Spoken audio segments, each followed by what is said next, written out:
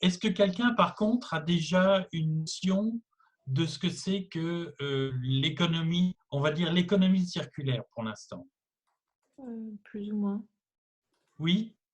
Clara, tu veux nous dire ce que ta version des choses? Donc c'est en opposition avec l'économie dite linéaire, Oui. celle sur laquelle on se repose en ce moment, qui est de dire ben, aujourd'hui on va produire quelque chose, on va le fabriquer, et ensuite on va le jeter, et le fait de jeter et d'arriver à la phase déchet, c'est la fin de vie du produit, et en fait, ce produit restera un déchet car il n'a pas été réutilisé, recyclé, ou il n'est pas retourné dans un circuit de réutilisation. Et c'est Absolument, vraiment... absolument, tu as tout à fait raison. Donc, on est vraiment dans cette boucle-là. Alors, moi, je vais commencer par vous parler de faire un rapprochement, par exemple, avec une pomme. Si on prend une pomme et qu'on imagine que cette pomme, en fait, c'est un produit fini. Un produit fini naturel, certes, mais c'est un produit fini qui correspond à des modes, des modalités de fabrication, de maturité, d'environnement, d'écosystème, etc., comme un téléphone. Donc, je pourrais prendre une pomme, comme je pourrais le comparer, par exemple, à une voiture. Un produit fini, c'est aussi une voiture.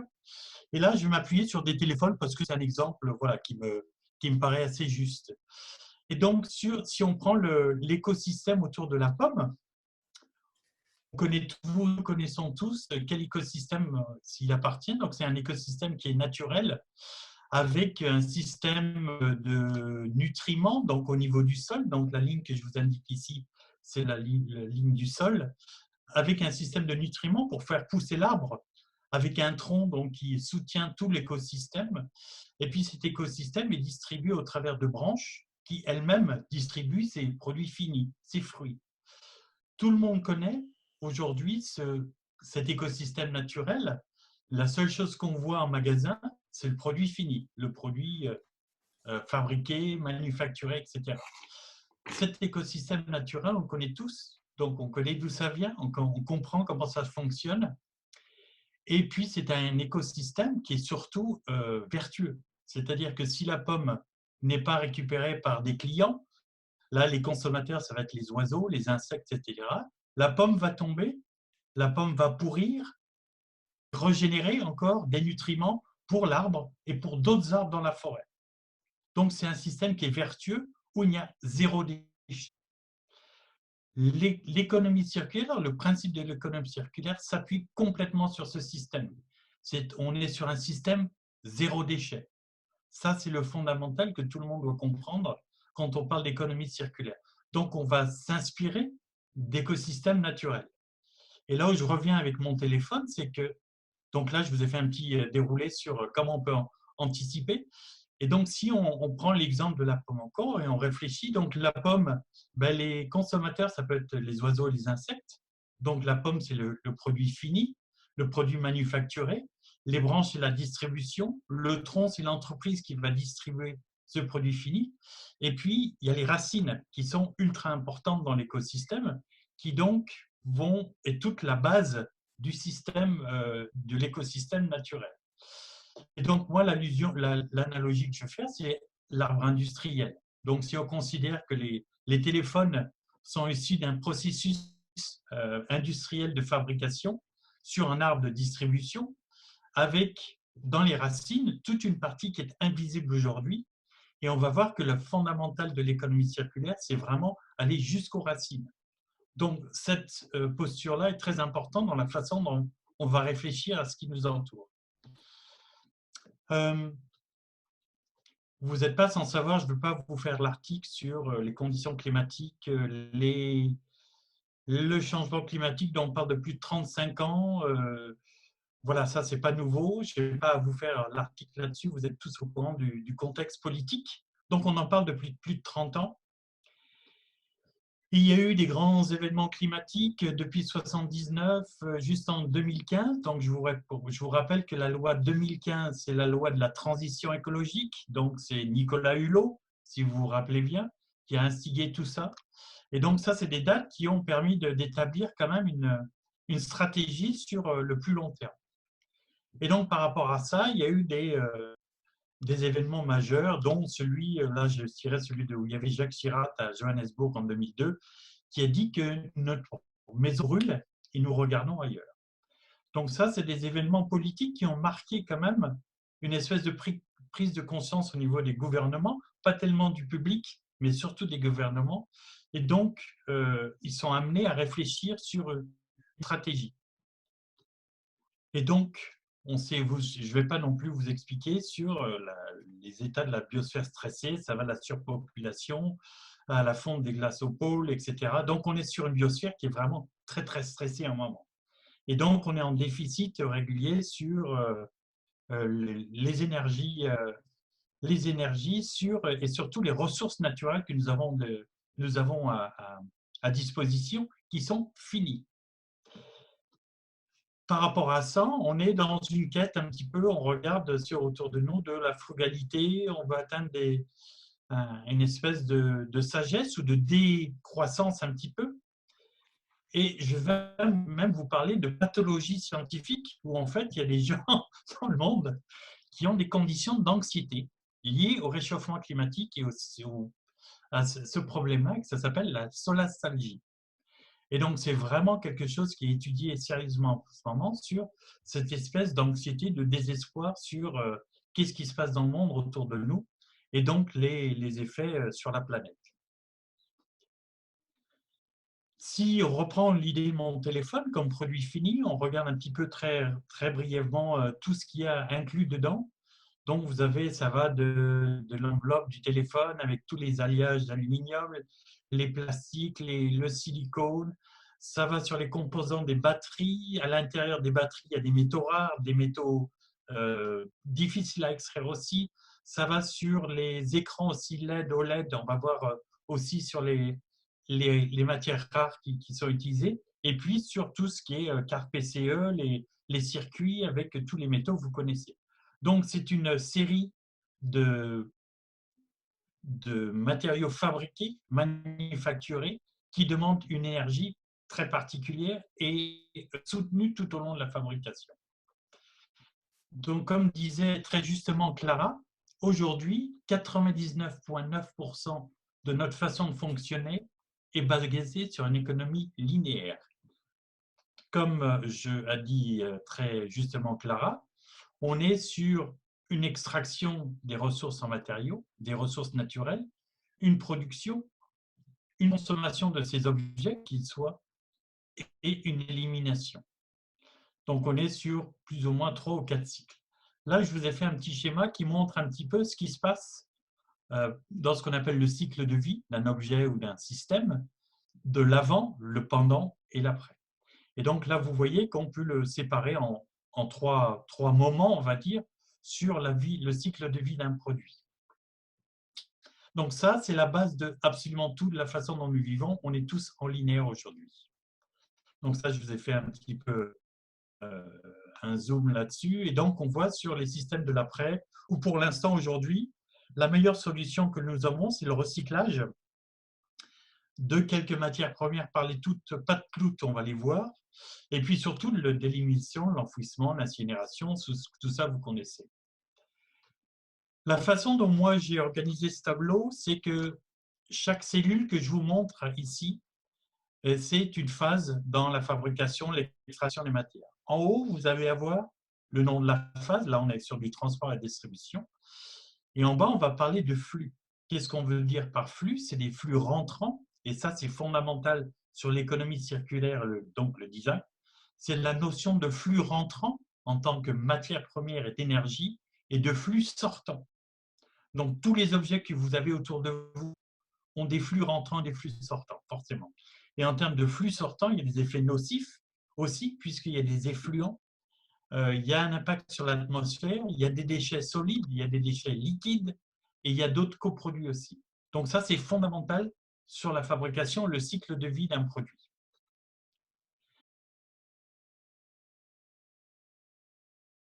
Maintenant, si on parle de nouvelle économie circulaire, on est sur un changement radical. La façon dont notre industrie va fonctionner, nous, en tant qu'éco-citoyens, nous allons vivre, consommer, euh, relater entre nous, etc. Donc, c'est un changement qui est absolument radical. Surtout pour nous, designers. Évidemment, on va expliquer pourquoi après. Tout est parti, pas que. Donc, cette prise de conscience dont je vous ai parlé au niveau des gouvernements, elle a été quand même beaucoup reprise par Hélène MacArthur, qui, je ne sais pas si vous la connaissez, est une navigatrice mondiale qui a gagné le tour du monde, je ne sais plus en quelle date, et je ne me rappelle plus. Voilà, c'est la limite de mon cerveau. Mais dans tous les cas, qui a initié vraiment l'économie circulaire avec sa fondation. Et donc, elle s'est commencé à se préoccuper sur la façon dont nous vivons et surtout par rapport à l'expérience qu'elle avait sur les océans. Vous voyez des tonnes de plastique flotter, etc., etc. Donc, beaucoup des fondamentaux de l'économie et du design circulaire se basent sur cet apport et cette initiation qu'elle a eue il y a depuis 10 ans. Donc, je vais en reparler assez régulièrement. Maintenant, si on repart en France, on va quand même se baser pas mal sur ce que fait l'ADEME, donc la branche du gouvernement de l'environnement. Et leur principe, leur schéma de fonctionnement depuis 2016, c'est l'application de 3 domaines d'action. Et dans ces 3 domaines d'action, 7 piliers. Donc, les 3 domaines d'action, vous voulez, c'est l'offre acteur économique, la demande et les comportements des consommateurs, et puis la partie recyclage, donc qui est l'après. Et donc, à partir de ça, on a le recyclage, l'approvisionnement durable, l'éco-conception, l'écologie industrielle et territoriale, on va en parler, l'économie de la fonctionnalité, dans la consommation responsable, les achats, l'utilisation, et surtout, les nouvelles valeurs dont on va parler, c'est l'allongement de la durée d'usage.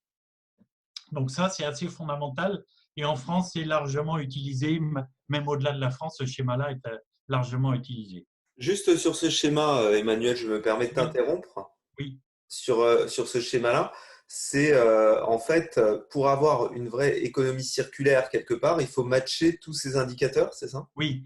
C'est en fait un espèce de guide, on va voir plus tard, comment on se comporte et quels sont les cycles et les méthodologies adoptées à chaque étape dans ces 3 domaines-là.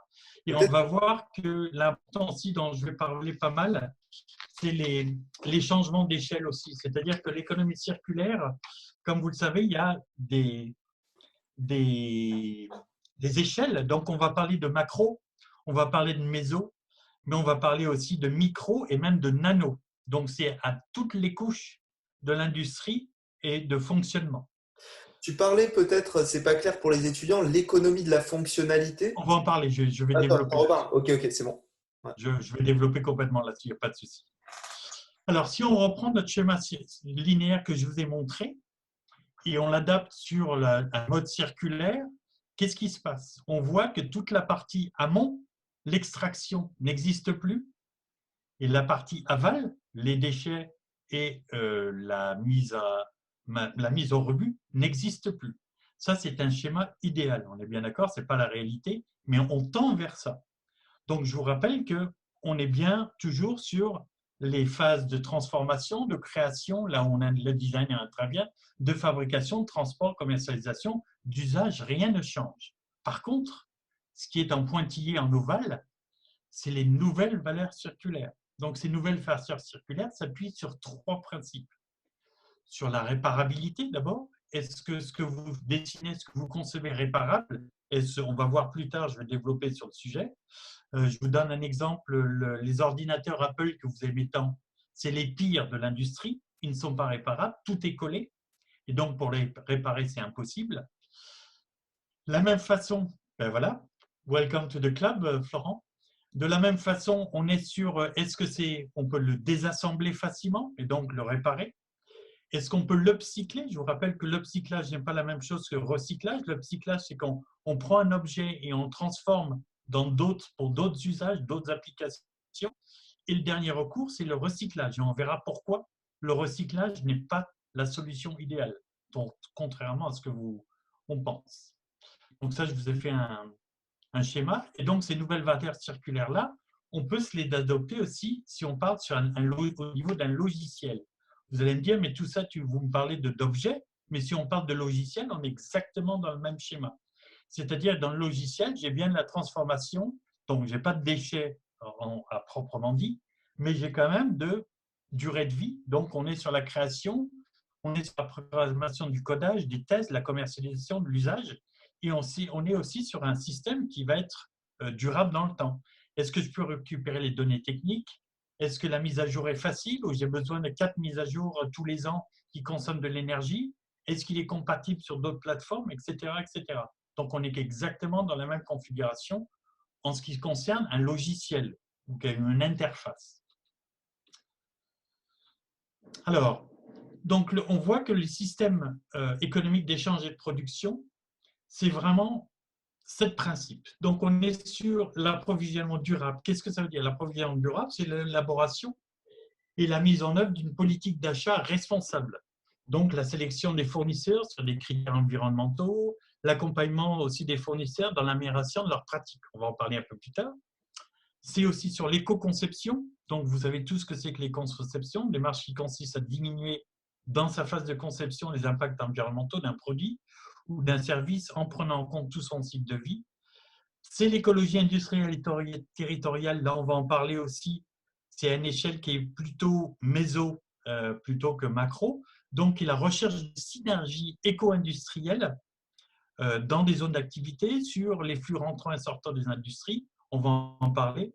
C'est l'économie de la fonctionnalité. Je vais vous expliquer dans une minute qu'est-ce que c'est. En fait, c'est une forme d'économie collaborative qui privilégie l'usage, la possession. C'est la consommation responsable, donc raisonner et orientation sur les choix des produits et en fonction des critères socio-écologiques. Donc, c'est aussi l'allongement de la durée d'usage, la réparation, je vous en ai parlé tout à l'heure, et puis le recyclage. Donc ça, c'est les nouveaux systèmes d'échange et de production. Tout ce que je vous ai expliqué repose sur un schéma qui est très très simple, qui a été développé par IDEO, on va en parler aussi, et Hélène MacArthur, la fondation. Ça, c'est un schéma qu'on appelle Butterfly qui explique absolument tout. C'est fondamental. Je pars, je prends un objet qui est industrialisé, on va parler d'objets industrialisés, et je pars du haut, vous regardez le haut, donc l'extraction de la matière première, la production, je descends, l'usage, je continue à descendre jusqu'à la fin de vie. Ça, tout le monde comprend. Donc ça, c'est le cycle normal, linéaire, d'un produit lambda. Maintenant, si je regarde l'effet un petit peu d'énergie, c'est-à-dire que quand j'ai un objet, quel qu'il soit, il y a eu des énergies grises pour le fabriquer, cet objet. D'accord? Ces énergies sont non négligeables. Par moment, comme le verre, par exemple, va prendre beaucoup d'énergie. La solution qui existe aujourd'hui, c'est le recyclage. C'est-à-dire, j'ai un produit verrier, par exemple, un produit miroir, je peux le rester. Mais qu'est-ce qui se passe? Quand je recycle, en fait, je redemande de l'énergie pour le recyclage de cette matière première. Donc, je perds toute l'énergie première pour fabriquer ce produit verrier. Si je reprends le téléphone, si je recycle ce téléphone, toute l'énergie que j'avais pour produire en premier lieu cet objet est perdue. Donc, c'est le scénario le pire. On va réfléchir. Est-ce qu'il y a mieux que le recyclage aujourd'hui pour un objet? La réponse est oui. Et là, je vais descendre et je vais dire si je reconditionne cet objet. Je prends mon téléphone et je vais reconditionner simplement les parties qui sont défectueuses avec des nouveaux composants. Ça, c'est mieux puisque je ne perds pas l'énergie primaire grise de départ de l'objet, je vais juste remplacer ce qui est défectueux. Donc, c'est une solution qui est plus souhaitable que le recyclage. Est-ce qu'il y a mieux? Oui, il y a mieux. C'est la réparation, tout simplement. C'est-à-dire que j'ai mon téléphone et je vais réparer avec des pièces d'occasion. Et là, j'ai minimisé encore ma perte d'énergie sur la réparation de ce produit-là et de ce composant-là. Est-ce que j'ai mieux que la réparation? La réponse est oui. Le surcyclage, c'est-à-dire si mon téléphone il est vraiment irréparable, est-ce que je peux en faire quelque chose? Alors le téléphone, c'est peut-être pas un bon exemple, mais il y a plein d'objets qui peuvent être surcyclés. Alors surcycler, c'est upcycler en anglais, ça veut dire la même chose. Donc je prends une chaise, puis j'en fais autre chose, je prends un mobilier, j'en fais autre chose. Et donc là, l'énergie pour transformer cet objet est relativement faible. Est-ce qu'il y a mieux? Oui, c'est tout simplement l'entretien. C'est-à-dire que j'ai dessiné et conçu un objet qui, avec un entretien régulier, ne va jamais s'user. Je vous parle en théorie, hein, dans l'absolu. C'est-à-dire que je ne vais jamais avoir besoin de l'entretenir ou de remplacer des pièces, puisque ces pièces sont dessinées et conçues pour durer 50 ans. Donc, j'évite toute cette boucle de perte d'énergie et de recyclage. Et donc, le schéma Butterfly, c'est exactement ça. C'est le schéma qui illustre les meilleurs scénarios par rapport à un objet. Donc, vous voyez que le pire scénario en termes d'énergie grise, c'est-à-dire d'énergie nécessaire pour la fabrication et le recyclage, c'est le recyclage. Et plus on descend, moins il y a d'énergie et de matières premières nécessaires pour continuer à utiliser l'objet. Donc, cette partie droite, c'est la partie matériaux techniques, et vous avez exactement la même chose sur les matériaux biologiques. Si je vous prends l'exemple d'une paire de jeans, par exemple, où là, c'est de la fibre textile, on peut être exactement dans la même démarche. Et donc, ce schéma Butterfly, c'est vraiment la base de tout en termes d'économie circulaire. Voici la version de l'ADEME. Alors, attendez, celle-là, c'est oui, Hélène MacArthur, pardon. Donc, ça, c'est la version que vous verrez sur donc les différents cycles. Donc, à droite, vous avez bien les circuits techniques et à gauche, les circuits biologiques. Donc, ça, c'est le fondamental absolument d'un système circulaire. Alors, tout ça, c'est théorique. Hein. Là, je vous donne des apports schématiques théoriques. Ce n'est pas forcément la réalité. Mais l'absolu, c'est qu'on tend vers ça. Alors, vous allez me dire, mais tout ça, c'est bien beau, mais ce n'est pas nouveau. Ben, je dis, mais oui, ce n'est pas nouveau du tout. On est bien d'accord que dans les années 90, quand vous n'étiez pas encore né, bon, mais Florent était né, je pense, oui. Florent était né. Moi aussi, d'ailleurs. Je venais à peine de venir au monde. Je venais il y avait déjà à l'époque, donc par surtout l'architecte William McDonough, il y avait un concept qui s'appelait Cradle to Cradle. Et donc, c'était sur la réutilisation des déchets générés par des produits en fin de vie, l'emploi des matériaux qui ne nuisent pas à la santé. Enfin voilà, le concept est vraiment pas nouveau. Et on avait, comme sur le schéma Butterfly, on avait une biosphère donc qui correspond aux éléments biologiques à gauche, et puis on avait une technosphère qui était à droite, donc sur le schéma du Butterfly, qui était exactement le même principe. Donc le concept de circularité, ça ne s'appelait pas circulaire à l'époque, existait déjà dans les années 90, seulement était très peu appliqué. Plus proche de nous, vous avez, est-ce que quelqu'un a entendu parler déjà du système Jugad, l'innovation Jugad, qui a été lancé donc par Naviraju, qui en fait c'est trouver des opportunités créatives dans l'adversité. Donc, c'est une espèce de philosophie, si on peut dire ça comme ça. Et donc, le principe, c'est un principe de frugalité qui nous enseigne comment optimiser les ressources humaines ou naturelles, d'ailleurs. Et en proposant une valeur ajoutée par l'ingéniosité. C'est-à-dire que ces gens-là, ça vient d'Inde, ils arrivent à être créatifs dans l'adversité, en fait. Et ce qu'on explique, c'est aussi une forme de résilience, et le sujet est plus pertinent plus que jamais, c'est comment est-ce que vous arrivez à vous adapter dans des situations un petit peu inconnues et assez soudaines. Donc là, on est vraiment dans le sujet. Et donc, le Jugaad, c'est vraiment ça, c'est penser et agir de manière flexible et de manière économe. Pourquoi tu souris, Florent? Qu'est-ce que j'ai dit? J'étais en train de sourire parce que je vois préface de Carlos Ghosn donc, dans le manuel de Naviraju et Ah j'avais oui, complètement oublié parce que je l'avais lu. ah oui, oui, c'est intéressant. Ah Et ben, en fait, tu disais comment s'adapter dans des situations inconnues, etc. On pouvait l'adapter à Carlos Ghosn aussi. Mais Oui, tu as raison. Absolument. c'est rigolo. Et je suis fan de l'automobile en bas à droite. Là, vraiment, je pense que des gens comme Joséphine devraient prendre ça comme exemple ou comme Bruno devraient vraiment s'en inspirer. Ça fait un bon sujet de PFE, non? Vous en pensez Je quoi? pense, oui. Donc, voilà. Tout ça pour vous dire que la terminologie circulaire est assez récente, mais que le concept, l'éco-design, c'est vraiment pas récent, quoi. Ça, 30 ans, enfin voilà, on y est depuis bien longtemps. Alors, là, je vais un petit peu développer sur des idées reçues sur les freins de l'économie circulaire. Donc, en tant que les déchets, on parle des déchets, et ce n'est pas qu'un problème de pays émergents. Enfin, voilà, vous savez que depuis 2018, la Chine interdit nos propres déchets industriels. Donc, ils appellent ça l'épée nationale. Donc, c'est l'interdiction des déchets plastiques sur son territoire. Et tous les pays qui sont candidataux vers l'Asie, c'est absolument la même chose.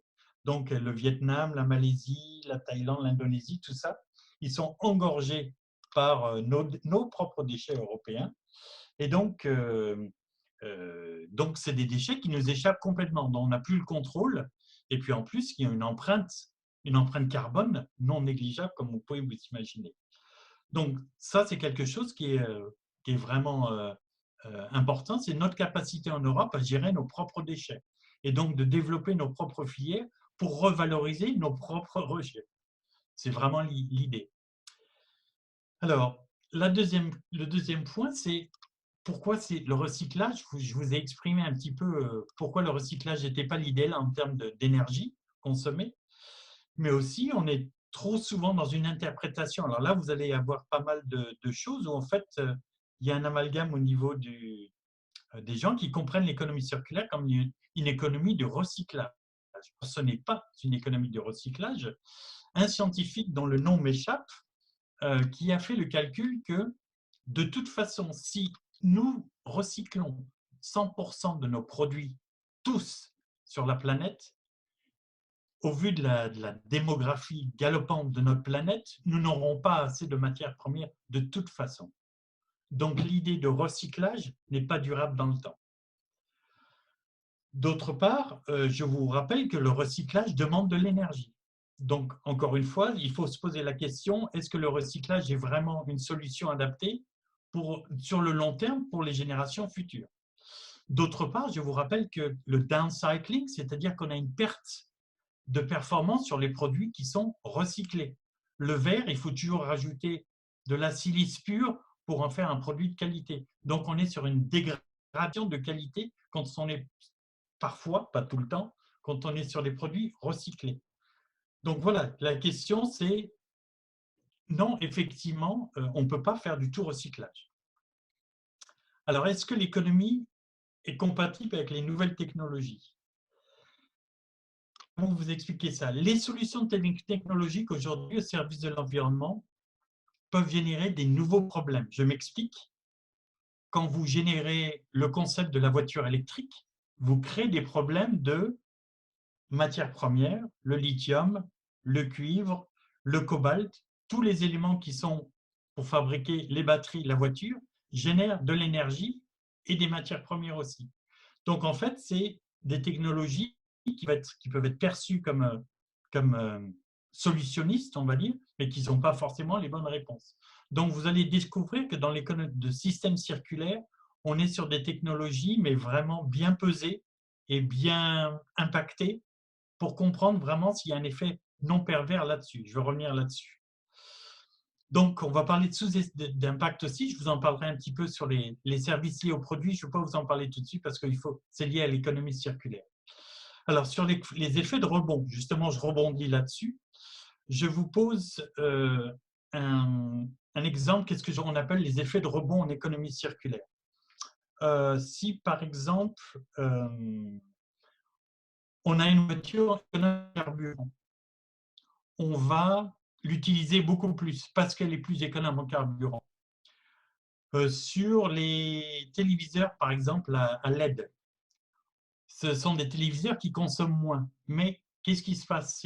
Puisqu'ils consomment moins, on est maintenant sur des écrans extra larges. Et donc, ça annule un petit peu l'effet d'économie d'énergie et l'effet de circularité du départ, si vous voulez. La même façon que si on a une voiture électrique, on va rouler plus. Voilà, ça c'est ce qu'on appelle les effets pervers, l'effet rebond de l'économie circulaire. Si par exemple dans le domaine du bâtiment, je vous donne l'exemple d'un volet. Je vais vous prendre des volets plastiques par rapport à des volets en bois. Vous allez me dire les volets en bois sont plus écologiques. Oui, mais si vous prenez en compte le cycle de vie d'un volet en bois qui est décapé, repeint, réparé 5 fois dans sa vie, c'est en fait l'empreinte carbone est pire que si vous prenez un volet en plastique qui dure 20 ans. Donc ça, c'est les effets pervers aussi sur lesquels il faut vraiment être vigilant. Je vous enverrai un lien qui est intéressant sur l'entreprise SEB, en fait, qui explique qu'ils ont une dépendance à l'aluminium, qui est un alliage donc, qui consomme de l'énergie particulière. Et donc, ils sont soumis au niveau industriel au prix du marché de l'aluminium. Ils ont pris cette décision de solliciter leurs consommateurs et d'aller chercher dans leur placard, en fait, tous les éléments en aluminium, les casseroles, les choses comme ça, pour eux créer leur propre filière de recyclage et donc contrôler le coût et la matière première depuis de la matière première de l'aluminium, si vous voulez. Et donc avoir la mainmise ou le contrôle de la matière première, comment elle est recyclée, et donc court-circuiter toutes les fractions des matériaux nécessaires à la fabrication de l'aluminium. Donc ça, c'est un exemple sur le coût de l'économie circulaire qui n'est pas forcément plus cher, si vous voulez. Je vais développer un petit peu là-dessus. Vous allez me parler de politique. Alors, je vous annonce à tous que la politique d'économie circulaire elle est en place depuis 10 ans maintenant déjà. Donc, on est au niveau de la transition écologique et de l'économie circulaire vers l'Europe, on est sur un plan de 54 mesures avec 10 indicateurs qui est voté en 2015 juste derrière la loi de transition écologique. Donc, c'est déjà en place. Vous pouvez la consulter, c'est très facile, c'est sur le site de la Commission européenne. Et plus proche de nous, on a ce qu'on appelle la FREC, la feuille de route de l'économie circulaire en France, qui est très très bien faite. Je vais vous la donner, qui donc parle des mieux produire, mieux consommer, mieux gérer, qui s'appuie beaucoup sur les industries pour lancer un petit peu ce contexte-là, les entreprises aussi. Donc, au niveau politique, la volonté est là, tout est là. Alors après, c'est porté un petit peu par des gens comme l'ADEME, mais ce sont des politiques qui sont prêts et qui sont volontaires là-dessus. Donc après, c'est aux industriels et à nous, consommateurs, de rentrer dans cette politique-là. D'ailleurs, je crois qu'on a une ministre particulièrement pointue hein, dans le domaine, Ouais, c'est Brune Poirson, je crois, si ma mémoire est bonne. yes, absolument. Elle est particulièrement experte sur ce sujet. Tout à fait. Donc, qu'est-ce que ça veut dire? Je vous passe là, donc il y a des lois qui sont encore votées il y a quelques semaines sur les compteurs d'usage, on va en parler. Je voulais simplement vous passer sur un indice, par exemple, à titre d'exemple. En 2021, il va y avoir un indice de réparabilité sur tous les objets électroniques qui nous entourent. Donc, vos ordinateurs, vos téléphones, vos machines à laver, etc. Sur les labels énergie, il va y avoir un indice de réparabilité de 1 à 10. Donc, Apple va être noté comme les autres sur l'indice de réparabilité. Et c'est là peut-être l'espoir, c'est que les industries commencent à changer de cap et réfléchissent un petit peu sur la façon dont leurs objets sont conçus et surtout l'indice de réparabilité. Donc ça, c'est juste un tout petit exemple des lois qui vont être mises en place demain. Enfin, demain, c'est dans même pas un an, quoi. Alors, la notion aussi pour vous, designers qui travaillent avec des industriels, c'est la notion de responsabilité du producteur. C'est-à-dire, qu'est-ce que c'est? La responsabilité du producteur aujourd'hui, c'est par rapport à 14 filières de recyclage. C'est-à-dire que les industriels, sont responsables de ces objets-là. Et donc, quand vous achetez un objet, vous avez une écotaxe ou une taxe de recyclage que vous payez et ça sert à ça. C'est en fait pour le recyclage. En fait, ce qui se passe, c'est que la loi 2015 donc, veut étendre le nombre de filières. Donc, il y a énormément de produits dans l'industrie qui sont non recyclables parce que pas de filière. Et surtout, on va voir avec l'économie de la fonctionnalité où votre téléphone, en fait, il ne va pas vous appartenir, mais il va être la propriété de l'industriel et du fabricant. Et donc, sa responsabilité lui incombe, pas la vôtre. Je vais développer un petit peu plus sur le sujet tout à l'heure. Donc, pour finir sur l'économie circulaire, donc je vais parler un petit peu des acteurs, hein, des acteurs de l'économie circulaire. Donc Ellen MacArthur, je vous en ai parlé, les Nations Unies évidemment qui ont eux aussi ont leur propre politique. Et puis au niveau européen, vous avez évidemment porté par la Commission européenne. Et puis il y a des commissions aussi qui sont très locales, surtout avec les Européens du Nord qui ont leur propre politique. Donc Cirque-Waste, là c'est en Finlande, mais c'est pour aussi les pays du Nord. Au niveau national, ben, vos références, c'est vraiment le ministère de la Transition écologique, l'ADEME, et puis il y a d'autres instituts aussi qui sont liés à l'ADEME, comme l'Institut national de l'économie circulaire, etc. Donc ça, vous pourrez aller voir chez eux. C'est en général, c'est assez bien expliqué, c'est assez didactique. Donc je vous invite à faire le tour. La Fondation Ellen MacArthur est très très bien faite aussi, ils expliquent bien. Donc là, il n'y a aucun souci pour aller comprendre un petit peu leur politique, comment elle fonctionne. Et puis, il y a des initiatives qui sont très locales. Je pense forcément à ceux du Nord, dans le Nord, pour une raison que je ne connais pas pour l'instant, où il y a des chambres de commerce, surtout dans le Nord, à Roubaix, qui promeuvent de façon particulièrement assidue l'économie circulaire. Et je vais vous donner un exemple tout à l'heure. Donc, voilà un petit peu le paysage des acteurs au niveau de l'économie circulaire. Donc, aujourd'hui, sur une machine à laver, on est tous d'accord, si on comprend en termes d'économie linéaire, les valeurs aujourd'hui, c'est on va regarder le produit sur sa technologie, est-ce que c'est un produit qui est technologiquement avancé, est-ce que c'est fiable, combien il vaut, évidemment, le prix, est-ce qu'il va peut-être, on va s'inquiéter pour vous qui êtes plus sensible sur l'énergie, on va peut-être regarder le label économie d'énergie, et puis peut-être, si on est vraiment intéressé, la recyclabilité. D'accord? Donc ça, c'est classique et l'économie circulaire, valeur économie circulaire. Maintenant, si on prend le même objet et on lui donne, on le remet dans le contexte d'une économie circulaire, j'ai fait une petite boulette là, vous voyez que les valeurs sont complètement inversées. C'est-à-dire qu'on va avoir des valeurs comme je vous l'ai dit tout à l'heure, environnementale, c'est-à-dire est-ce que ma machine, combien de temps elle va durer? Est-ce qu'elle elle est durable? Est-ce qu'elle est réparable? Est-ce qu'on a utilisé des jeunes des jeunes de 15 ans pour la fabriquer en Afrique? J'en sais rien. Est-ce qu'il y a un impact social dessus, sur la fonctionnalité? Est-ce qu'elle a été faite dans des conditions de travail réglementaires?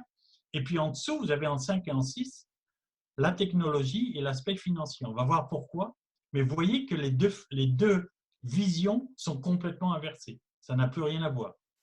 Donc on est sur des valeurs qui sont complètement être un peu curieuses pour les gens aujourd'hui parce qu'ils ne comprennent pas le contexte dans lequel on prenne. Et donc pour le designer, ça veut dire que vous devez devoir réfléchir à ce produit-là basé sur ces valeurs-là et non plus les valeurs linéaires.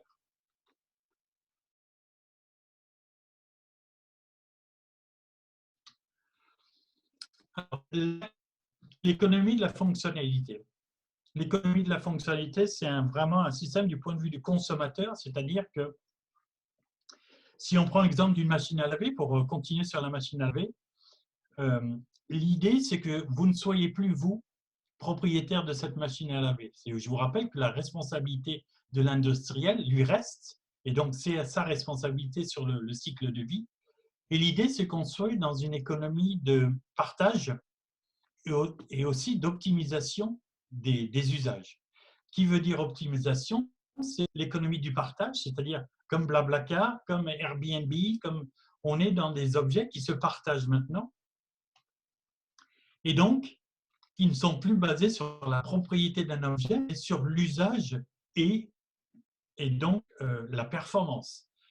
Sur cette machine à laver, vous, si je demande à Clara, qu'est-ce qui t'intéresse sur la machine à laver? C'est la performance de la machine à laver, ce n'est pas la machine à laver en elle-même. Tu n'en as rien à faire de la machine à laver. Ce qui t'intéresse, enfin, je veux dire, ce n'est pas un objet que tu vas mettre dans ton salon, quoi. Non. Ce qui t'intéresse, ça, c'est la performance de ta machine à laver, ton téléphone. Ce qu'il y a dedans, tu t'en fiches. Donc là, l'économie de la fonctionnalité, c'est basé sur ça. C'est basé sur une économie de l'usage et non pas une économie de la propriété. Donc, ça veut dire que de la façon dont tu vas concevoir cette machine, elle n'est plus pour une personne, mais tout un immeuble va partager une machine, par exemple, Et cette machine, elle ne va pas avoir un cycle par jour, elle va avoir 10, 15, 20 cycles par jour. Donc, l'aspect fonctionnel esthétique est en deçà et l'aspect fonctionnalité usage est vraiment sur le dessus du cahier des charges.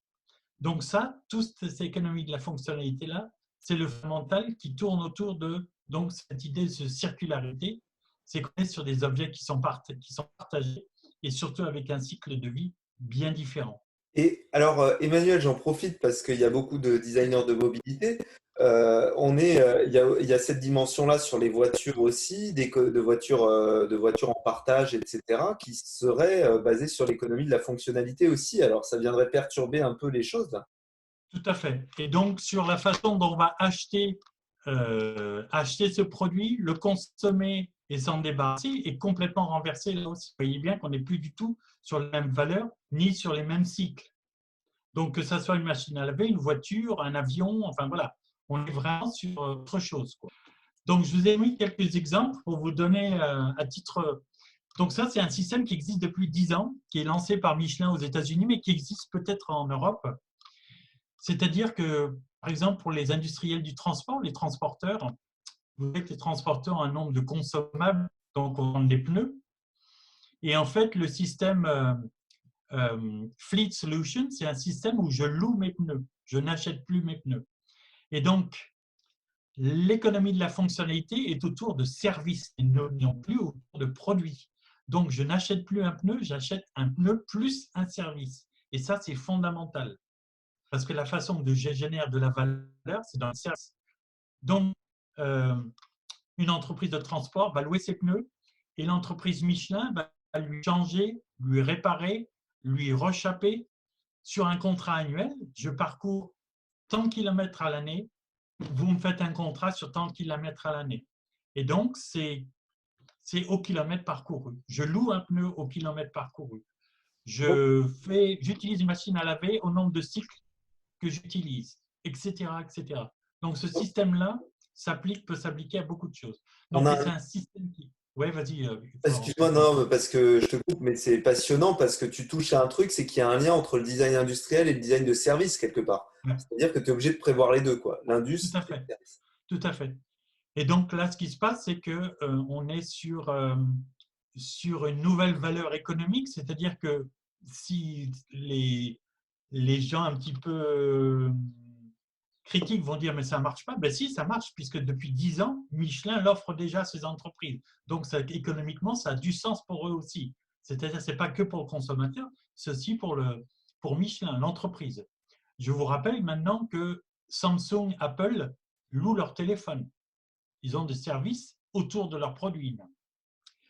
Donc ça, c'est le kilomètre parcouru. Je peux l'appliquer avec Philips, par exemple, qui fait de l'éclairage au luxe, c'est-à-dire j'ai besoin de tant de luxe par jour chez moi, dans mon industrie, dans mon entreprise.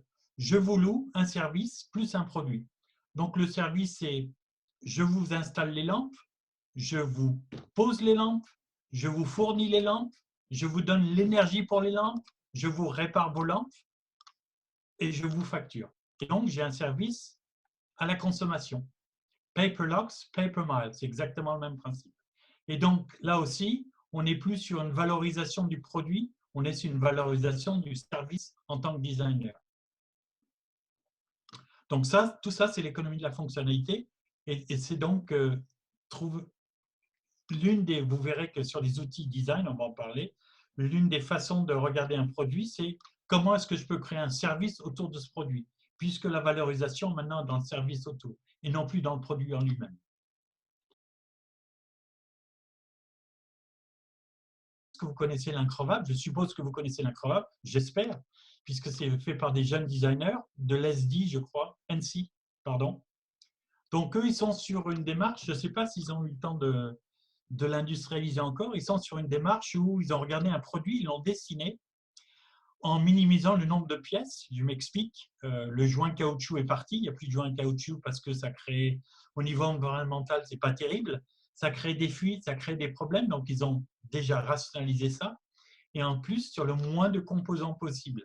C'est-à-dire j'ai une façade, un tambour, un hublot, et après j'ai des façades amovibles. Et donc, l'idée, c'est que je puisse changer mes façades. Et si la machine, les fonctionnalités évoluent, je change la PCB, mais je ne change pas toute la machine. S'il y a un défaut, je peux la réparer moi-même. Et donc, l'idée, c'est qu'ils donnent un manuel avec, où vous pouvez le réparer vous-même. Vous achetez leurs pièces, les pièces, et vous le réparez vous-même.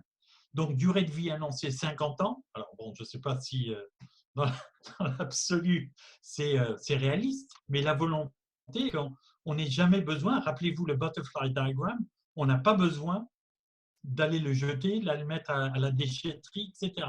On l'utilise à vie. D'autres idées sur les usages uniques. Vous savez que maintenant, la loi, les pailles, tout ça, les verres, les gobelets, c'est fini. Donc ça, c'était un exemple sur Hanger Pack de packaging, sur comment on pourrait utiliser le packaging. Maintenant, j'ai d'autres usages qui vont un petit peu à contresens de ça, c'est la consigne. Vous avez des sociétés de transport maintenant et de livraison qui sont sur des systèmes de consigne où tout simplement l'emballage est consigné et vous retournez le emballage comme vous allez chez un drive, etc. Donc ça, ce n'est pas nouveau non plus. Et puis là, je vous présente, là, on est justement dans le Nord. Florent parlait du Nord à Roubaix. On est sur Uberbot, qui donc, il y a un fil très intéressant sur lui. Je ne vais pas vous le passer parce que ça serait un petit peu compliqué. Il y a un fil très intéressant sur lui, il explique comment il était aussi un petit peu dubitatif sur tous ces déchets qu'il générait. Il a pas mal voyagé. Et puis, en fait, à un moment, il s'est posé sur pourquoi je ne peux pas récupérer des pneus de vélo. Et son industrie est florissante. Donc, il utilise des personnes handicapées pour l'aider à transformer ses pneus. Donc, il est sur du pneu, il est sur des accessoires, il est sur de la maroquinerie. Mais maintenant, il est sur des caleçons aussi. En fait, il fait des caleçons asymétriques où il récupère de la matière première. Donc, voilà. Vous allez sur son site, La vie est belle, c'est vraiment très, très bien expliqué et explicitement montré, si vous voulez. Il y a des petits films aussi.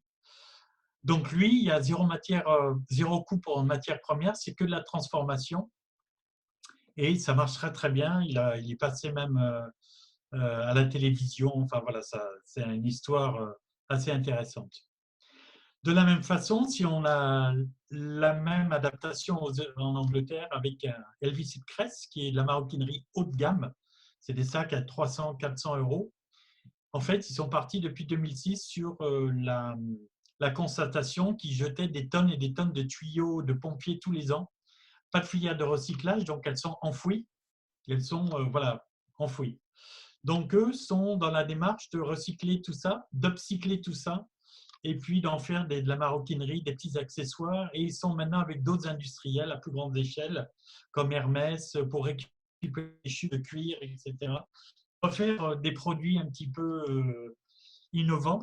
Bien entendu, dans l'achat, il y a aussi l'entretien à vie, la réparation à vie, comme des gens comme Patagonia, que vous devez connaître, etc. Donc ça, c'est des démarches qui sont assez intéressantes sur la longévité du produit. Et puis, si on fait sur des initiatives avec des jeunes designers aussi, je crois, Florent, qu'il y avait un designer de l'école là-dessus, je ne sais pas. A Piece of Sky, c'est en fait une initiative avec Airbus sur la réutilisation des millions de pièces d'avion qu'ils ont en fin de cycle, où en fait, ils ont invité des designers à réfléchir sur des applications pour du mobilier haut de gamme et en faire des choses un petit peu innovantes. Donc là, c'est des exemples qui sont faits. Ça s'appelle Piece of Sky et ça a plutôt bien marché. Je ne sais pas où ils en sont sur ce projet-là, si c'était un Pas projet connaissance. pilote. J'ai pas plus connaissance que ça. Je te dirais que je découvre. Alors, ça a Ah, tu échappé de mon connaissais radar. pas? Ça a échappé de mon radar. Ah ben, Piece of Sky, c'était un projet pilote. Je crois qu'il y avait une designer de l'école, mais je ne suis pas sûr.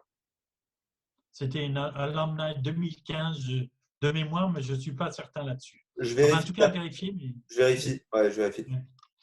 Alors moi, de mon côté, vous voyez, ça c'est un exemple, par exemple, d'un projet que j'ai initié il y a 2 ans, où en fait, avec les classes internationales, moi en retail, on a travaillé avec une boîte qui s'appelle Autoli qui fait des airbags en fait. Et on s'est aperçu ils enfouissaient 10 000 airbags par an. Parce qu'il n'y a pas de filière de recyclage. Les airbags, c'est des produits qui sont haute performance, qui coûtent cher et qui ont une utilisation unique.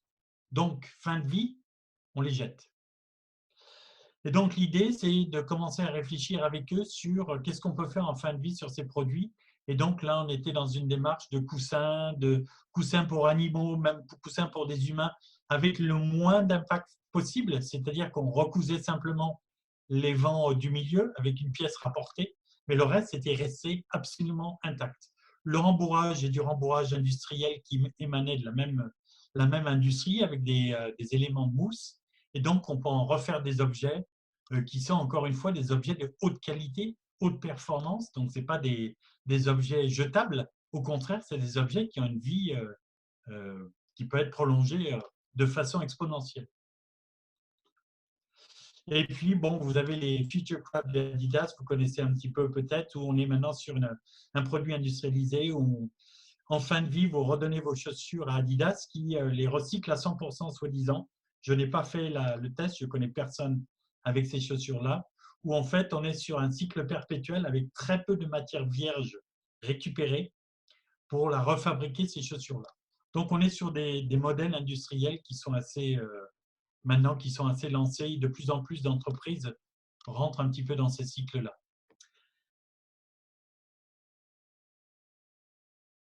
Alors maintenant, on va changer un petit peu d'échelle, si vous voulez, peut-être parler de choses qui vont peut-être vous toucher plus. Alors attendez, je regarde, je suis en train de… c'est un changement d'échelle au niveau de l'écologie industrielle et territoriale. Qu'est-ce que je veux dire par ça? L'écologie industrielle et territoriale, ça s'appelle EIT en France. Ça vise en fait à optimiser les ressources sur un territoire. Donc, les ressources, quand je dis ressources, c'est les ressources, l'eau, les matières énergétiques, les déchets, mais aussi, ça peut être aussi l'expertise, ça peut être plein de choses. C'est des flux, je vous ai parlé tout à l'heure de flux rentrants et flux sortants. Qu'est-ce qu'on fait de ces flux rentrants et flux sortants à l'échelle industrielle? Par exemple, à une zone industrielle ou une agglomération. Et donc là, l'idée, c'est que ça soit un secteur d'activité où il y a un échange inter-entreprises. On va voir que l'économie et le design circulaire, c'est aussi une posture et un changement radical sur la façon de collaborer. Et donc, une industrie génère des déchets, et ces déchets vont être utilisés pour l'industrie B, qui va utiliser cette matière comme matière première pour eux-mêmes s'en servir. Et donc, on est sur des flux rentrants et sortants, et l'écologie industrielle et territoriale se base simplement sur ces échanges et la facilitation de ces échanges de flux, de matière, de connaissances, etc.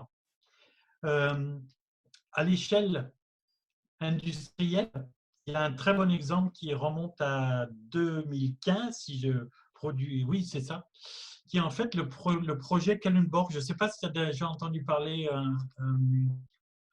Florent, du projet Kalundborg 2015.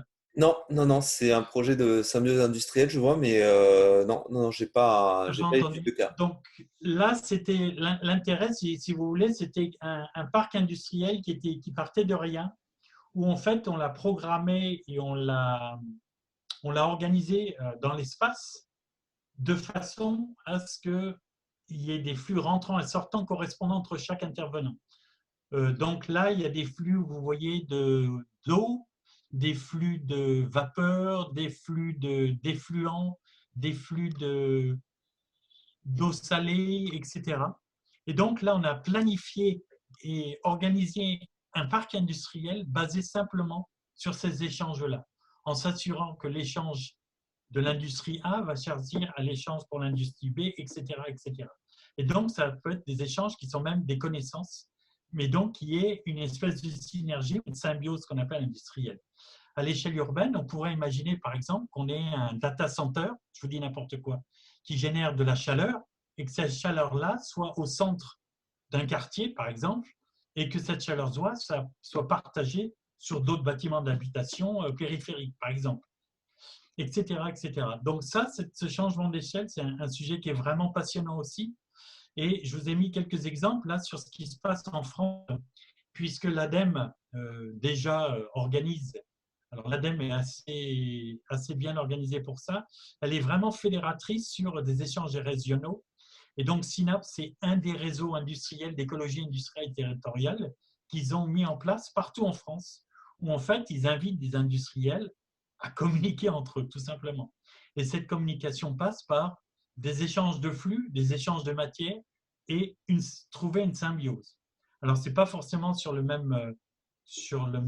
même zone, mais ça peut être dans des zones extérieures aussi. Mais l'idée, c'est qu'il n'y ait pas de déchets. À aucun moment, on génère des déchets. C'est-à-dire, si moi, industriel, je génère des déchets, je vais aller trouver un autre industriel pour qu'il récupère mes déchets et que lui s'en serve, etc., etc.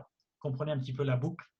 Donc, Synapse, c'est un des réseaux qu'il y a. Je ne connais pas, je ne fais pas partie du réseau, donc je ne sais pas, mais je sais qu'ils ont des réunions assez régulières et ils ont des initiatives. Par exemple, il y a eu un gros projet d'EIT avec le port de Saint-Nazaire au niveau justement de recherche de flux rentrant et sortant et de synergie industrielle possible sur le port de Saint-Nazaire. Donc, il y a énormément d'exemples là-dessus à voir.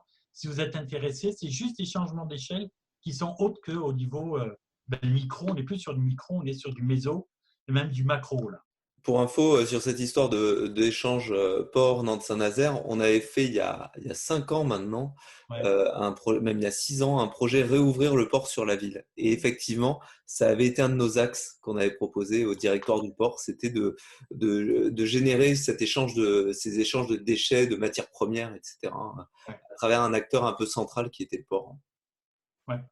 Donc là aussi, il y a pas mal de choses. Si vous allez sur le réseau Synapse, vous verrez qu'il y a pas mal de choses qui se passent partout en France, qui est en général porté par le gouvernement, par l'ADEME, mais ça peut être aussi à une échelle plus petite, où c'est une série d'entreprises, un petit parc qui s'organisent et qui trouvent des synergies entre eux. Voilà, ça peut être tout à fait local, ce n'est pas que porté par le gouvernement.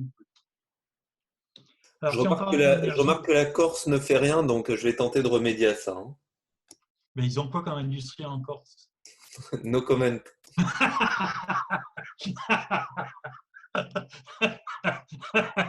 Excuse-moi, Florent, c'était pas contre toi, rien de perso. Alors, si on parle d'énergie, je vais vous parler simplement, vous avez déjà entendu parler aussi d'énergie de nos propres rejets. Et en fait, ça, c'est un projet qui a été bien porté pendant une dizaine d'années et qui, pour une raison inconnue, a été arrêté. Mais pendant un moment, il y avait 20 bus à Bristol qui étaient basés sur de la biomasse. Donc, la biomasse à partir de déchets humains et animaux, où en fait, on l'appelait le poo bus, parce que c'était le bus caca. Et donc, mais ne rigolez pas, c'est véritable, et ça marchait très bien. Et donc, cette matière fécale était mise dans un macérateur, et donc l'énergie était utilisée pour ces bus-là, donc ça a marché très bien. Donc, le modèle existe, ils ont arrêté, je ne sais pas pourquoi, il faut que je m'enseigne un peu plus là-dessus. Attends, je comprends pas le truc là. C'est une espèce de sanisette ambulante, le truc, ou Non, c'est ce que ça laisse penser en tout cas. non, mais je sais que l'illustration est un peu trompeuse. En fait, donc, ils récupèrent les déchets humains de 32 000 foyers qui, en fait, ils récupèrent en biomasse, ils font une biomasse et avec les gaz émanants, ils récupèrent le gaz pour compresser le moteur des bus. Ce n'est pas directement les matières fécales qui sont réutilisées. D'accord. Merci pour cette précision. Merci, Florent. Ça, je vais passer. Aussi, pour vous dire que l'ADEME, quand même, est assez porteuse de projets dans le sens où, si elle n'est pas sur des EIT, elle est aussi sur des réseaux. Là, je vous donne l'exemple de boîte à ressources, où en fait, même s'il n'y a pas de synergie industrielle, comme je vous l'ai dit tout à l'heure, il peut y avoir des mises en contact avec différentes industries. C'est-à-dire, moi, je vous donne l'exemple sur les coussins que j'avais fait, où en fait, on va chercher, nous, on a besoin pour nos coussins de déchets industriels à l'intérieur du coussin. Ben moi, je vais aller chercher des déchets industriels qu'on peut utiliser pour rembourrer les coussins, par exemple. Donc ça, c'est quelque chose que l'ADEME fait assez régulièrement aussi, où elle met en contact des industriels et au travers de catalogues en ligne, propose des déchets, des flux, des matières premières pour qui veut. Donc, tout ça de façon gratuite, évidemment. et donc dans une idée de circularité aussi, de générer le moins de déchets possible. Là, je vous ai mis quelques exemples, je vais aller très vite sur une étudiante qui a essayé de réfléchir aussi sur plutôt les produits de vêtements. Vous savez qu'il y a des centaines de tonnes qui sont générées par an. Et là, elle a réfléchi sur une solution, je crois que c'était une étudiante de l'ESNC, pardon, où là, elle a réfléchi un petit peu sur une façon de compacter ces vêtements-là sur un système de briques où il y a des cols écologiques et puis des isolants aussi, des matières isolantes pour en faire en fait des briques. Alors malheureusement, l'exemple est un petit peu pour l'instant pas très probant puisque c'est utilisé que pour de façon décorative. Mais l'objectif pour cet étudiant, c'est de faire un vrai produit industriel et pouvoir l'utiliser pour des vrais bâtiments avec des vraies propriétés ignifuges, isolantes, etc. Donc il y a vraiment une intention noble là. D'autres exemples sur des produits beaucoup plus finis, on est là sur la collaboration entre deux entreprises, Cornillo et Armor Luxe, qui se débrouillent justement sur la récupération de textiles pour en fait d'autres produits. Alors là, ils vous disent que c'est un produit qui est écologique, mais moi, ce qu'ils ne vous disent pas, c'est quelle énergie a été nécessaire pour transformer le produit, etc. Est-ce qu'il y a un impact positif, négatif? On n'a pas l'empreinte carbone non plus, etc. Donc voilà, ça, on a juste en bout de chaîne, si vous voulez, mais on n'a pas d'autres informations là-dessus. On dit qu'elle est éco-conçue, mais ils ne sont pas très bavards sur la façon dont ils l'ont fait. Plus proche de vous, messieurs, dames, dans votre labo, c'est l'histoire de gisements de matériaux de construction. Là, j'ai une très bonne référence qui s'appelle BAMB, qui s'appelle Buildings as Material Banks, qui est une société qui est basée en Angleterre, en fait, qui s'appuie sur les déchets, enfin, les bâtiments en fin de vie et construit une espèce de bibliothèque, non seulement une bibliothèque, mais on va voir plutôt aussi des passeports sur un gisement assez conséquent pour l'instant, puisqu'il y a 60, je crois qu'il y a 60 industries qui sont impliquées sur l'idée qu'un bâtiment a aussi un cycle de vie, même s'il est long, et qu'en fin de cycle de vie, on peut le récupérer les composants, les stocker et les reproposer à l'industrie. Donc ça, c'est l'un des acteurs, mais pas le seul, à le faire, où il y a vraiment une volonté au niveau politique et même européenne, on va voir tout de suite, de générer une espèce de circularité dans la façon dont on considère les bâtiments et la réversibilité des bâtiments. Et là, je vous ai mis un exemple justement sur un projet qu'ils ont fait à l'échelle européenne avec un centre de formation belge sur un projet qui s'appelle BRIC. Et ce projet BRIC s'est fait en collaboration donc avec des apprentis du bâtiment sur la conception d'un bâtiment, je crois que c'est un bâtiment pédagogique, une école, sur déjà la récupération de produits, de matières premières de deuxième main, et puis dans un deuxième temps, étudier la faisabilité et la réversibilité de ce bâtiment-là. Vous irez voir sur leur site, c'est très intéressant, où en fait, on n'est pas sur un modèle figé, mais on est bien sur un bâtiment géométrie variable, où de par sa réversibilité et sa modularité, on peut complètement le monter, le démonter. Et donc l'exercice, vous verrez sur leur site, c'est de monter le bâtiment et de le démonter, et au travers de ça, d'en faire un espèce de modèle pédagogique pour l'ensemble des industriels, mais aussi pour les écoles comme vous, etc. Et en faire une espèce de labo d'expérience, si vous voulez. Donc, à voir, très, très intéressant. Et donc, pour continuer sur BAMB, ils sont dans une logique maintenant de, ce qui vous intéressera aussi, l'idée c'est que quand vous spécifiez des matériaux, c'est de pouvoir avoir une espèce de passeport de ces matériaux sur la recyclabilité, sa provenance, sa traçabilité et son taux peut-être de recyclabilité, je ne sais pas, de résiduité, d'employabilité, et donc d'avoir une information bien améliorée sur ces gisements-là.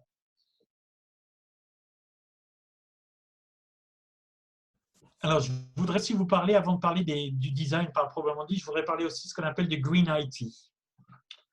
Green IT, c'est quoi en fait? C'est une démarche qui a été lancée par WWS, en l'occurrence là, sur les meilleures pratiques, sur la façon dont on doit se comporter vis-à-vis de l'informatique et tout ce qui est en ligne et tout ce qui est virtuel.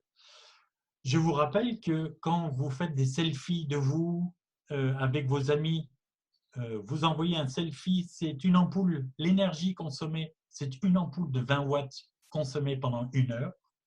Ça, c'est l'équivalent énergie d'un selfie envoyé sur un serveur. Ça vous donne une idée quand même des énergies impliquées dans ce qu'on stocke en ligne, etc. sur les serveurs. Donc là, j'ai la version Green IT qui est proposée par WWF, qui est proposée aux entreprises sur la façon de s'équiper, les équipements en eux-mêmes, mais aussi le logiciel, les best practices aussi, etc. Donc ça, je vais vous le donner. Vous verrez, c'est très intéressant. Il y a pas mal de statistiques qui sont faites sur le poste de travail, la téléphonie, les impressions, etc. Et c'est un guide qui est vraiment intéressant sur comment diminuer son empreinte carbone et aussi réfléchir à la façon dont on travaille en ligne. Là, j'ai la même chose au niveau personnel sur quelque chose qui a été initié en novembre 2019 sur la phase cachée du numérique. Là aussi, l'ADEME vous explique un petit peu les impacts sur la façon dont vous travaillez en ligne et là aussi sur la réduction des impacts et des empreintes carbone. Donc, on est bien sur le green, ce qu'on appelle le green computing, on est bien sur la réduction d'énergie, la diminution des produits chimiques, les matériaux, sur le recyclage, etc. Vous n'êtes pas sans savoir que les data centers étaient un vrai sujet, puisque moi j'en ai visité un à Châtillon, c'est absolument incroyable. En termes d'énergie, ce sont des gouffres à énergie, ces data centers. Heureusement, les technologies d'aujourd'hui permettent de refroidir ces data centers de façon liquide, comme des moteurs thermiques. On peut refroidir un moteur thermique à l'air, comme une 2 chevaux, ou maintenant sur les moteurs modernes, avec de l'eau. Et là, on est sur des solutions un peu plus écologiques. On refroidit ces serveurs-là avec des circuits d'eau. Il n'empêche que les grands serveurs du monde maintenant commencent à s'installer dans le nord sur la partie des pôles pour éviter effectivement cet apport d'énergie pour refroidir ces centres. Mais les énergies produites et générées par ça sont énormes. Donc, un vrai sujet. Donc, les deux sujets, c'est réduction d'impact et des gaz à effet de serre, GES, mais aussi, dans un deuxième temps, s'il y a effectivement déperdition d'énergie, c'est qu'est-ce que je peux faire avec cette énergie dans le cas d'une écologie industrielle ou de récupération de cette énergie au service de quelque chose d'autre. Donc là aussi, ces deux travaux sont menés en parallèle, mais c'est important que vous ayez conscience de ça, c'est qu'à chaque fois que vous laissez des fichiers dans votre poubelle, c'est de l'énergie sur un serveur. Donc, si vous videz votre poubelle, ben voilà, c'est moins d'énergie, à infime échelle, évidemment. Mais c'est des pratiques aussi qui demandent un peu plus de réflexion. Il y a des informatiques durables, maintenant, il y a Y, et puis donc plus proche de nous, juste derrière l'école La Chantrerie, il y a un acteur qui est vraiment très important en France, qui s'appelle Green Spectre, et donc qui se préoccupe sur des solutions le plus circulaires possible pour les industriels sur les logiciels, sur l'obsolescence des ordinateurs, des systèmes, etc., sur la programmation et même sur les logiciels. Ils peuvent vous faire une analyse de cycle de vie de logiciels. Donc, il y a vraiment des acteurs là-dessus. Et puis, je vais finir par des sites comme ifixit.com où, en fait, vous avez 50 000 manuels dessus, gratuits, où vous pouvez absolument tout réparer, quelle que soit votre machine à laver, votre ordinateur, votre tablette. Donc, c'est gratuit. En échange, ils vous donnent un kit et ils vous vendent les pièces détachées. Donc, ça, c'est vraiment les militants, ce que j'appelle de l'auto-réparation. Et donc, court-circuiter toutes les interventions d'un spécialiste, etc.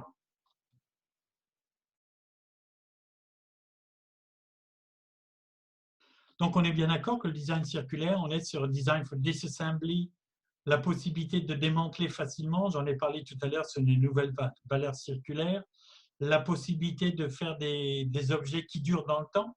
Ça, je vous rappelle que le Toyota a été lâché d'un immeuble de 20 étages qu'on a fait imploser Ils ont redémarré le Toyota, il est reparti après. Enfin voilà, il y a plein d'exemples à trouver. Et puis surtout sur la modularité, c'est-à-dire le fait qu'on puisse réparer juste la pièce manquante ou la pièce défectueuse et pas tout le système. Et la dernière chose, c'est le moins d'impact possible. C'est-à-dire que je vous rappelle que dès qu'on est sur des produits qui sont bimatières ou des produits collés ou des produits, etc., il y a difficulté de les séparer et donc de les recycler. Donc, il faut privilégier les matières les produits monomatières ou avec des produits avec le moins d'impact possible. Donc là, je vais donner l'exemple du bambou. Moi, j'adore le bambou. Je trouve que c'est un produit qui est hyper versatile dans le sens où on peut changer d'échelle, on peut faire des objets comme on peut faire des bâtiments entiers avec le bambou. Donc ça, c'est un exemple assez important et à mentionner, au point qu'à Bordeaux, ils ont maintenant des bambouseraies pour effectivement ne plus avoir à importer les produits d'Asie et les fabriquer, les faire pousser ici. Alors, sur les différentes écoles de pensée. Qu'est-ce que je veux dire par école de pensée? Si vous faites le tour de tout ce qui est design circulaire en France et principalement aux États-Unis, il n'y a pas énormément d'acteurs. Moi, j'en ai identifié 8 là, parce que CIMAPRO n'est pas un acteur, c'est un logiciel. Juste pour vous dire qu'il y a quand même, au niveau américain, il y a la base de la base, c'est quand même IDEO, je vais en parler un peu plus tard, qui a initié le Circular Design Guide, que vous pouvez consulter, qui est très bien fait, qui est la base de tout. Ils ont collaboré donc avec Ellen MacArthur pour en faire quelque chose qui est assez cohérent, assez complet, et que je vous conseille de toute façon, c'est un incontournable pour moi. Maintenant, il y a d'autres écoles de pensée aussi qui se rejoignent. Aux États-Unis, il y a Unschool que vous voyez en haut, qui est donc un petit peu plus, qui est moins pratique, moins aspect pratique, il y a moins d'outils à disposition, mais qui est pas mal sur la réflexion, sur la partie amont d'un design, où peut-être vous trouverez des inspirations. Ils offrent des cours, ces gens-là aussi, comme IDEO, mais assez moins complètes. Ensuite, vous avez des acteurs qui sont français. Il n'y en a pas beaucoup. Il y a ici en France, vous avez Circulab. Florent, peut-être que tu as entendu parler de Circulab, je ne sais pas. Oui, on en avait parlé un petit peu. Ouais. Donc ça, c'est des gens qui sont basés à Nantes. Brieux Safré, il est basé à Nantes. Et puis il y a son homonyme qui est à Paris. Eux aussi sont des gens assez, vous verrez leur site qui est pas assez proactif aussi, qui ont leur propre méthodologie. Et puis vous avez une très bonne boîte aussi que j'ai découvert il n'y a pas très longtemps, qui est donc Ginkgo 21, qui a créé un guide qui s'appelle les guides de l'éco-conception, qui n'est pas tout neuf, qui a quelques années, ou sur un système qui s'appelle l'Open Green, qui est pas mal fichu aussi, que je vous donnerai le lien évidemment. Ensuite, vous avez des écoles qui sont moins, je ne les appellerai pas des écoles. Donc, les écoles principales, c'est vraiment IDEO, Unschool, Circulab, Ginkgo. Et ensuite, vous avez des indicateurs de performance et d'impact environnementaux, des outils qui vont vous permettre de jauger la pertinence de votre réponse en termes de matériaux, en termes d'impact, en termes de gaz à effet de serre, qui vont peut-être aussi vous aider. C'est pour ça que moi, j'ai mentionné des méthodes comme Ocala. Là aussi, je vous donnerai le lien. Je vais en parler un peu plus tard. Ocala qui est pas mal, mais qui n'est pas une méthode en elle-même, mais plutôt des fiches de référence qui vont vous aider un petit peu à réfléchir sur différents scénarios d'usage, différents scénarios d'application. On va en parler un tout petit peu plus tard. Et puis, vous avez aussi des outils en ligne qui sont pas mal. Là, je vous ai mis le système d'évaluation Circular Economy Toolkit qui fait avec l'Université de Cambridge, qui est un outil en ligne qui est assez facile d'application. Vous n'avez pas besoin d'être un ingénieur pour ça, où vous rentrez les données vous-même et en fait, ça vous donne un petit bilan qui est pas mal fichu. Au niveau de l'ADEME, il y a aussi la base d'impact que je trouve assez difficile à manier. Il faut vraiment connaître, avoir tous les éléments. Dans tous les cas, vous avez le choix. Il n'y a pas besoin de réinventer la poudre. Après, c'est des systèmes qui sont très évolutifs, qui vont évoluer dans le temps aussi, qui demandent un petit peu d'être aguerris sur la technique, sur la façon de penser, la façon d'agir. Et puis l'ultime en bas à droite, c'est des logiciels. Alors je vous ai mis, je crois, c'est des logiciels qui existent, qui sont des plugins de Revit. Chez Revit, vous avez un plugin qui s'appelle OneClick LCA. Et puis, vous avez des logiciels propriétaires, qui sont des CIMAPRO. Là, c'est vraiment des logiciels d'ingénieurs que vous ne pouvez pas manier, qui sont des énormes bases de données sur tous les produits du monde.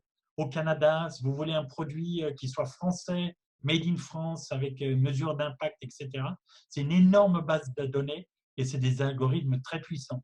Donc ça, c'est proscrit. Pour vous, designers, vous n'avez jamais à utiliser ces outils-là, à moins que vous ayez une vraie formation là-dessus. C'est Toujours est-il c'est bien que, de savoir, quoi. C'est bien de savoir que oui, non, mais toujours est-il que je vous donnerai après des détails sur des outils pour utiliser, mais ceux que l'Economy Toolkit, c'est assez facile. C'est des choses qui sont pas mal. Et Jinko aussi, ils ont leur propre petit système qui est pas mal fait.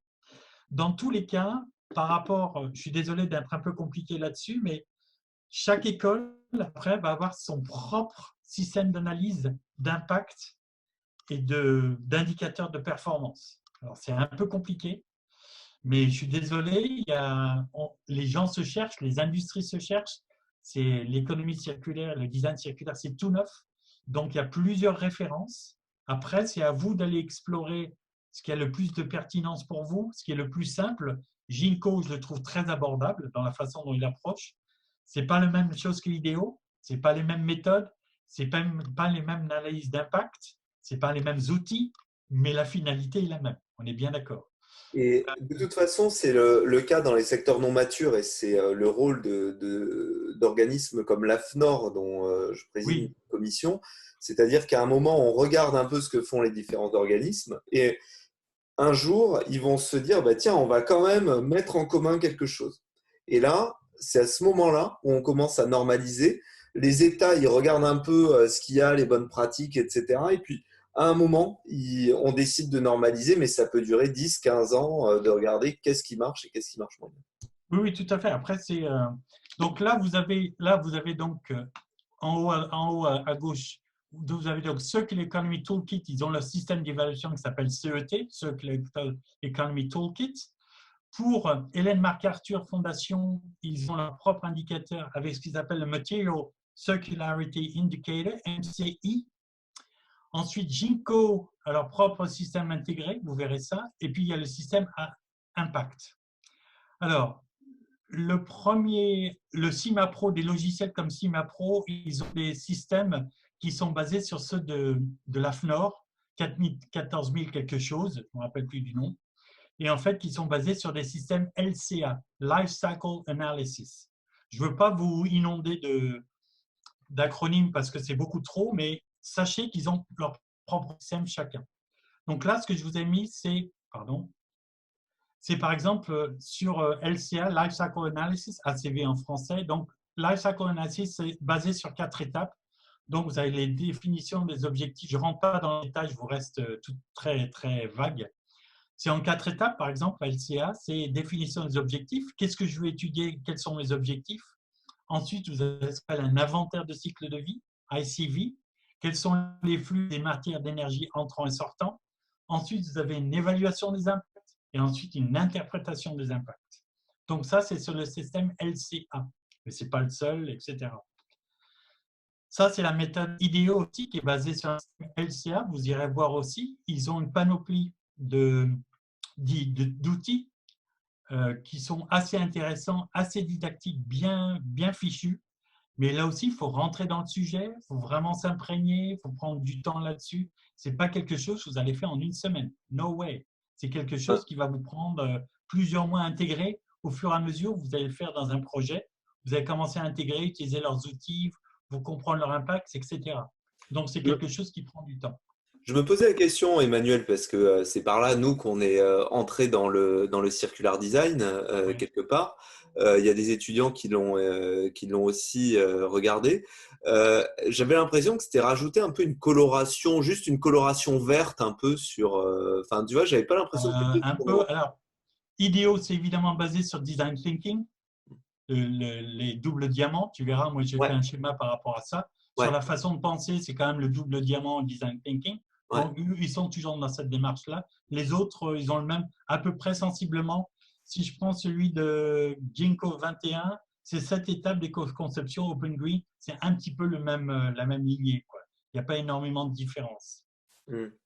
Donc, dans un brainstorming, par exemple, qu'est-ce que ça change avec qu'est-ce que c'est qu'un circular brainstorming, par exemple? Alors après, je vais vous montrer, je vais te montrer un exemple justement. Donc là, je vais vous montrer d'abord le circular brainstorming. Alors voilà, là par exemple, si on prend, alors Ocala, ça n'est pas une école de pensée, c'est un document que je vais vous donner. C'est en fait des espèces de fiches A4, tout est en anglais, mais peu importe, qui commencent à partir en haut à gauche, vous voyez ce qu'on appelle le cercle de référence. Donc, il y a 8 catégories. Et pour ces 8 catégories, à l'intérieur de chaque catégorie, il y a des questions qu'on se pose au moment de la conception. Donc, là, il y a 8 catégories qui vont de l'innovation dans la fabrication, la réduction d'impact, la longévité des systèmes que vous dessinez, jusqu'à l'optimisation de 20 vie. Donc, c'est assez large comme panel. C'est beaucoup plus fourni que, par exemple, ce que propose IDEO. IDEO, c'est ses propres cartes de critères, vous verrez. Et il y en a beaucoup moins. Ocala est nettement meilleur. Et après, à l'intérieur de chaque catégorie, vous avez des questionnements. C'est-à-dire que comment est-ce que je peux réduire le packaging sur mon objet, par exemple? Comment est-ce que je peux minimiser l'énergie utilisée dans la fabrication de mon produit?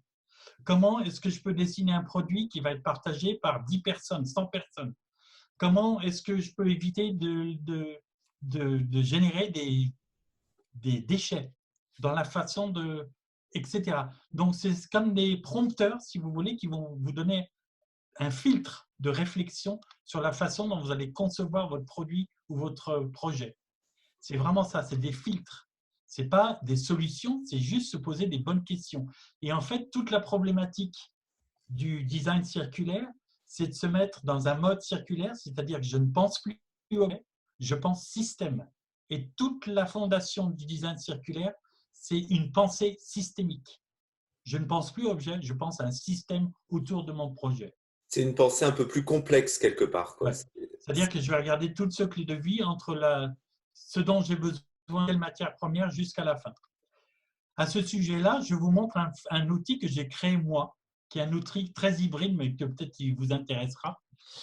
Et c'est un outil en fait de visualisation. Vous savez que je vous ai expliqué tout à l'heure que j'ai fait un petit peu on a commencé avec la formation continue à travailler avec des designers professionnels. Et en fait, aucun de ces outils, moi ayant fait déjà le travail, aucun de ces outils ne vous permet de visualiser le cycle complet d'un objet. Ça n'existe pas. Je n'ai pas trouvé. J'ai parlé avec plein de spécialistes, ça n'existe pas. Et moi, j'en ai créé un. Donc, ça s'appelle le map systémique d'un produit interface service. Je m'explique ce que c'est. Vous avez 2 lignes de… Ça, c'est mon canevas. C'est mon projet entier. Que ce soit un projet sur un aéroport ou une cuillère. Peu importe, c'est exactement la même. Le canevas, c'est le même. Et sur ce canevas, j'ai en haut les étapes, l'avant, le pendant et l'après. Donc ça, on est tous d'accord sur les différentes étapes. Ensuite, pour visualiser ce projet, j'ai besoin de ressources. J'ai besoin de ressources techniques, de ressources logistiques, de ressources humaines et de ressources physico-matérielles.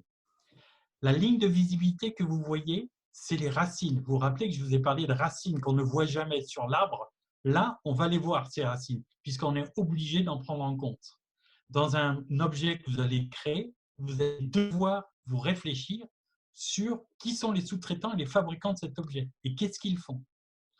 La partie du tronc qui est au milieu, c'est la partie client. Là, c'était pour Orange.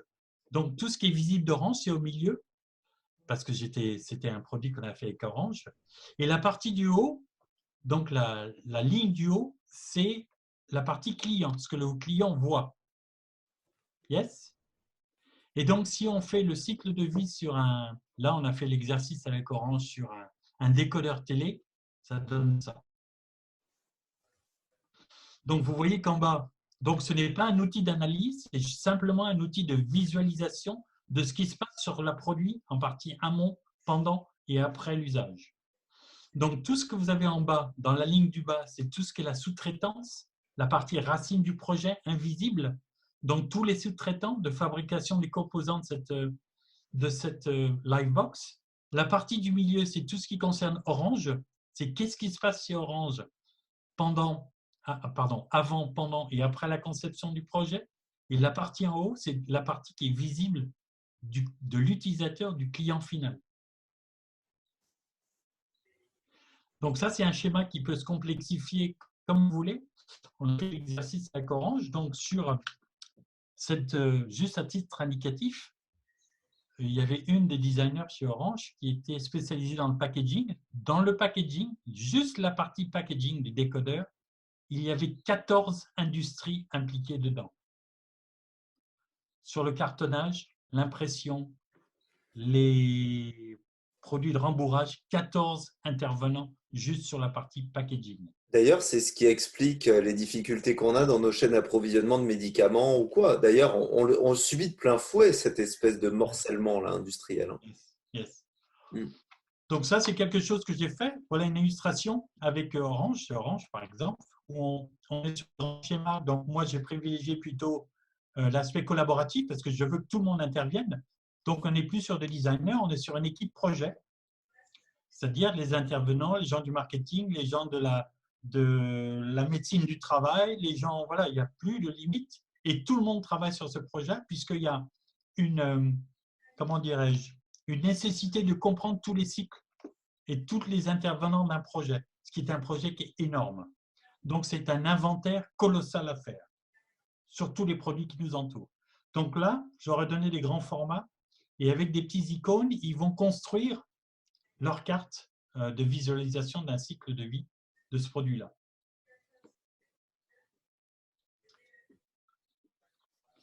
Un autre exemple d'outil, si vous allez chez Circulab, je vais parler de Circulab. Donc, avec Circulab, on va travailler nous, au niveau de la formation continue. C'est nos référents pour ça. On va travailler avec eux. Ils ont leur propre système aussi. Vous allez voir sur leur site, ils proposent des cours aussi. Ce sont des designers circulaires. Donc, vous connaissez peut-être, je vous ai peut-être en parlé certains d'entre vous, la BMC, Business Model Canvas, qui est au milieu. Mais on retrouve les éléments de circularité qu'eux ont rajoutés en bas sur les revenus, sur les coûts, et en haut sur les effets positifs et négatifs de votre projet. Donc ça, c'est une autre méthode. Ce n'est pas la même qu'Ideo, ce n'est pas la même que Ginkgo, je suis désolé. Mais voilà, après, c'est des choix à faire. Il n'y a pas de mauvaise et bonne méthode. C'est à vous d'aller les chercher, d'aller à la pêche aux infos et de vous imprégner de tout ça. Voire même de fabriquer la vôtre. Hein. Ou ça serait moi, je pense que c'est la meilleure. Et pour finir, parce que je commence à fatiguer. Oui, c'est l'âge. Je vous ai fait, là, ce que j'ai fait, moi, c'est que dans le cadre de ces designers qui se posaient des questions, mais il y a tellement de choses, j'ai fait une espèce d'inventaire de tout ce qui existe pour le moment en termes d'outils circulaires pour les designers. Donc là, vous retrouvez ici Ideo, l'Ideo plus MacArthur, Circulab, Unschool, Ocala, Ginkgo. Et vous avez donc comme référence quand même le double diamant, donc les différentes étapes du design. Là-haut, vous avez les étapes du cycle de vie d'un produit ou d'un service, en partant de l'extraction des ressources jusqu'à l'usage. Et puis, vous avez pour chaque catégorie, dans le processus de création et de lancement, de prototypage et de lancement, tous les outils qui existent aujourd'hui. Ce n'est pas exhaustif, c'est en cours, c'est quelque chose que je travaille. Vous verrez qu'il y a beaucoup d'outils sur la partie amont, l'exploration, l'analyse, et très peu dans la partie commercialisation et post-commercialisation. C'est-à-dire que je lance un produit écolo ou un éco-design, un produit éco-designé, mais je n'ai pas de mesure d'impact quand il est commercialisé.